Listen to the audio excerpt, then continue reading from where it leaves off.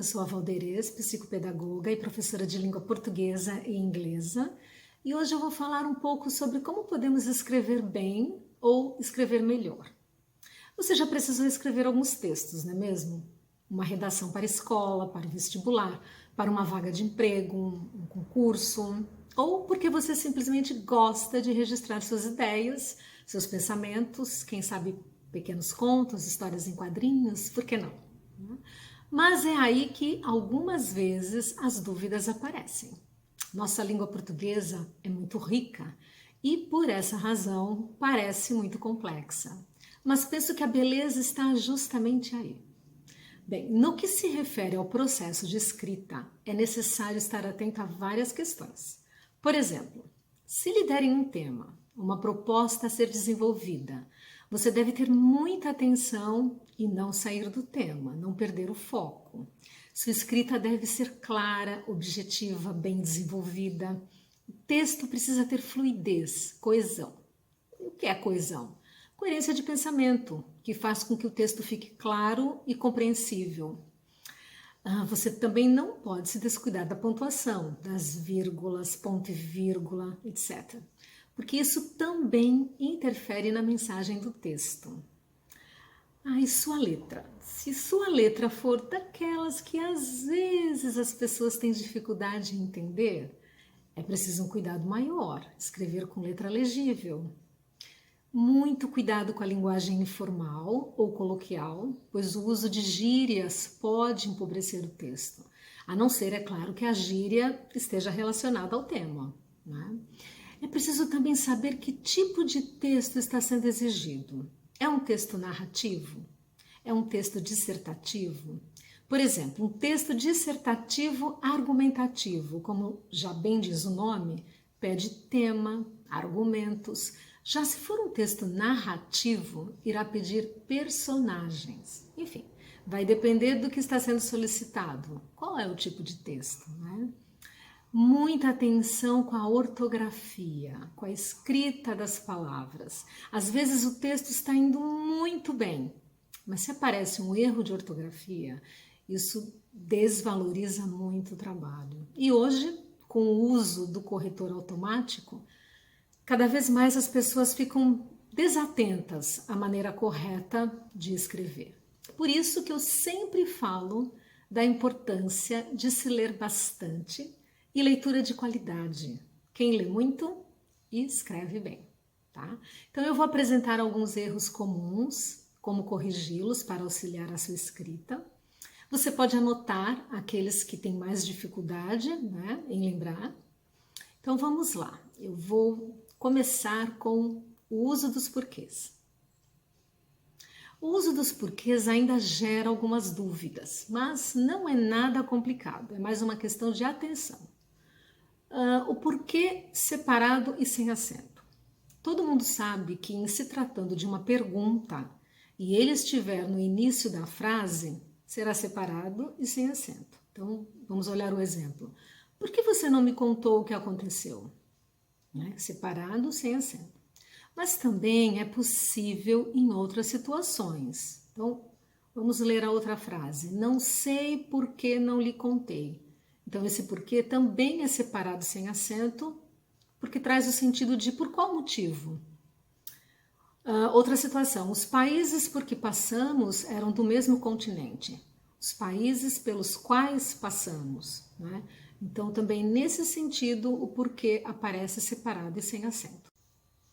Porquê separado e com acento? Então, quando vier antes de um ponto final, de interrogação ou de exclamação. Vejam os exemplos. Não apagaram a luz? Por quê? Apagar a luz? Por quê? O porquê junto, sem acento. É como se você pudesse substituir por pois, uma vez que, etc. Um exemplo, não li o livro porque precisei ir ao mercado. Também fácil de lembrar, né? E o porquê junto e com acento? Ele aparece como um substantivo, né? Ele é um substantivo. Vem acompanhado de um artigo, ou um pronome, ou um adjetivo, ou um numeral. Então, olhamos o exemplo. O porquê de vocês terem sido chamados aqui ainda é um mistério. o porquê, tá? Então, como substantivo. Muito fácil tentar lembrar, né, o uso dos porquês. Aqui algo muito comum de acontecer e é distração na maioria das vezes. Cuidado, então, para não confundir a escrita do passado com o futuro. Estou falando da terminação dos verbos do pretérito com a terminação dos verbos conjugados no futuro. Vamos ver o exemplo. Os alunos terminaram as redações em casa. O pretérito perfeito do indicativo, né? Então o verbo aparece com AM. É diferente de os alunos terminarão as redações em casa. Então o verbo termina com aotiu, né? Futuro. Às vezes com a pressa e não necessariamente por falta de conhecimento. Esse tipo de erro acontece e, olha, eu digo que até com uma certa frequência, né? Cuidado com erros de concordância. Verbo haver e fazer, quando indicar em tempo cronológico, não vão para o plural. Então, vejam a frase. Faz 2 anos que visitamos nossos tios. Não podemos dizer fazem 2 anos, tá? O correto é faz 2 anos que visitamos. Um outro exemplo que eu tirei do Para Gostar de Ler, do Fernando Sabino. Havia ainda 2 poltronas vagas lá embaixo, entre as longas filas numeradas que cercavam o picadeiro. Então, havia 2 poltronas, tá? Também não posso dizer haviam. Então, lembrar sempre que no sentido de tempo cronológico, indicou o tempo cronológico, não vai para o plural, ok? Ao encontro de ou de encontro a. Ao encontro de tem o sentido de mesma direção.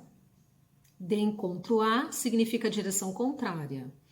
Suas ideias combinam com as minhas, elas vão ao encontro do que acredito.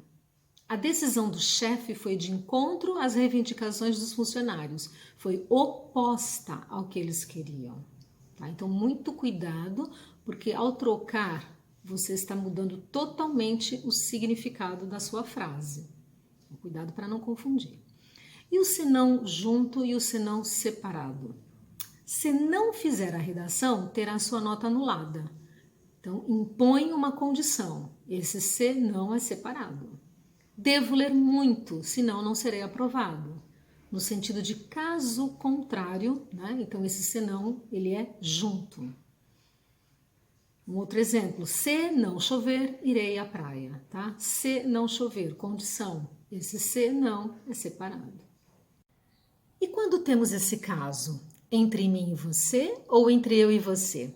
Qual dos dois está correto? O correto é entre mim e você, ou entre mim e ti. Vamos ver o exemplo. Chega, agora é entre mim e você. As preposições vêm sempre seguidas de pronomes pessoais do caso oblíquo. Mim, ti, e nunca de pronomes pessoais do caso reto. Eu, tu.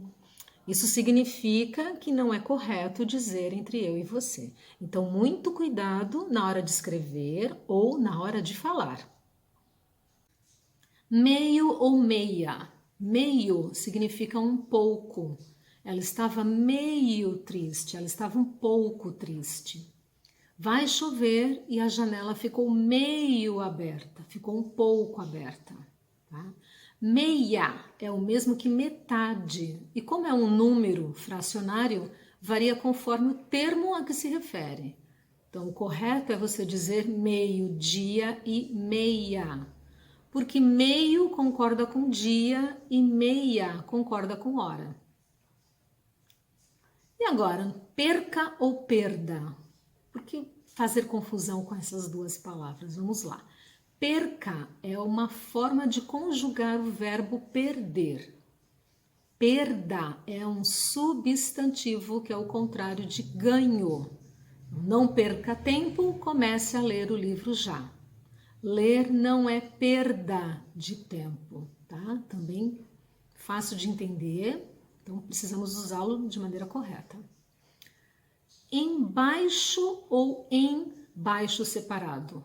Embaixo junto é um advérbio de lugar, tem o mesmo sentido que de baixo e é o antônimo de em cima.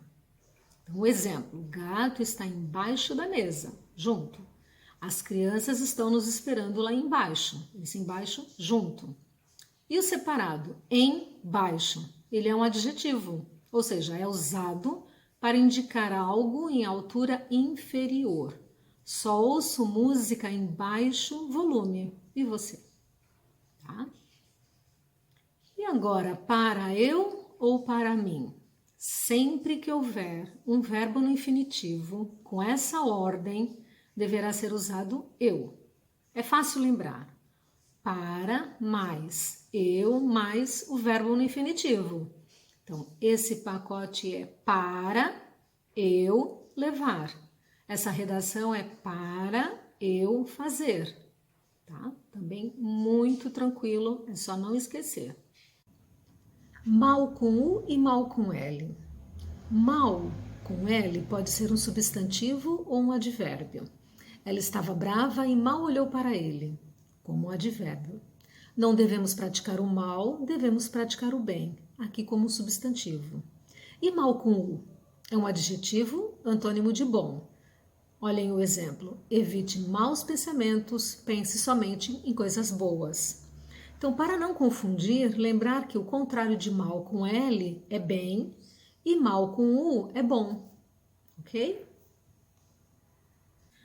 E esse aqui, mas e mais. Então, um tem o I e o outro não tem. Então, muito cuidado. Mas é usado principalmente com sentido de porém, todavia, contudo. Olha um exemplo que eu tirei de um texto do Fernando Sabino. Mas eis que o sinal se fecha na Avenida Princesa Isabel e um rapazinho humilde se aproxima de meu carro. Ele é bom aluno, mas suas redações deixam a desejar.